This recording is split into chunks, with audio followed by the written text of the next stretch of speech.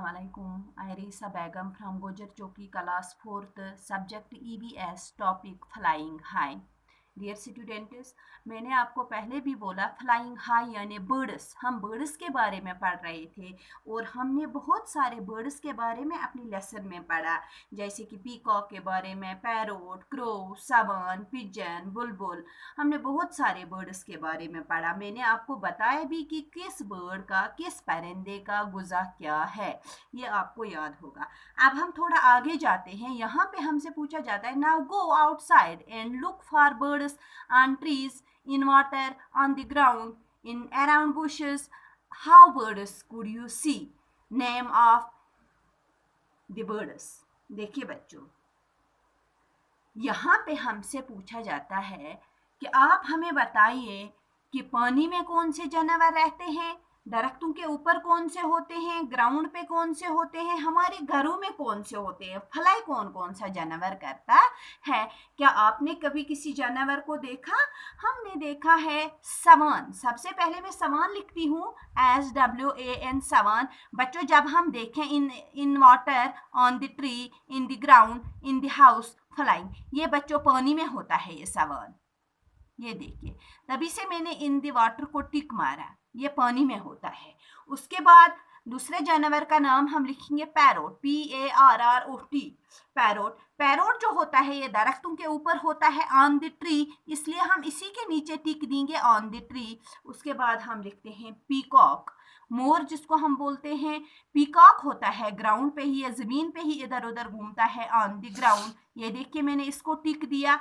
और pigeon, PIGEON, ये तो आप सब देखते होंगे, हमारे सामने हैं पिजन, हमारे घरों में होते हैं। कबूतर जिसको बोलते हैं, गुटरगू जो करते हैं, इन द हाउस, ये हमारे घरों में होते हैं। और अब हमें बताना है इन जानवरों में कौन कौन जानवर उड़ता है, हमें अब उसको टिक देना है। देखिए बच्चों, पैरोट जो है वो फ्लाइंग करता है, पिजन जो है वो फ्लाइंग करता है। बहुत सारे जानवर हैं जो पानी में होते हैं, दरख्तों के ऊपर होते हैं, ग्राउंड में होते हैं, घरों में होते हैं, उड़ते हैं। लेकिन हमने यहाँ पे कुछ जानवरों का, सम बर्ड्स का नाम लिखा। देखिए बच्चों, अब यहाँ पे हमसे और मैंने ये भी आपको पहले बताया है कि इन परिंदों का गुज़ा अलग अलग है। कोई चूहे खाता है, कोई मरे हुए कीड़े खाता है, कोई फल खाता है, कोई घास खाता है। तो इसी तरह यहाँ पे मैं आपको बताती हूँ, यहाँ पे जो ये पिजन है ये हमारे घरों में होता है, ये तो आप सब देखते हैं, ये फल खाते हैं। पैरोट है, सेब ज़्यादातर खाते हैं, ग्रीन चिलीज खाते हैं। पीकॉक जो है इसका अलग गुज़ा है, सवान का अलग गुज़ा है, छोटे छोटे कीड़े खाता है पानी में से। तो अब हमसे पूछा जाता है, There are some birds which can imitate our voice. Do you know the name of any such bird? Draw its picture.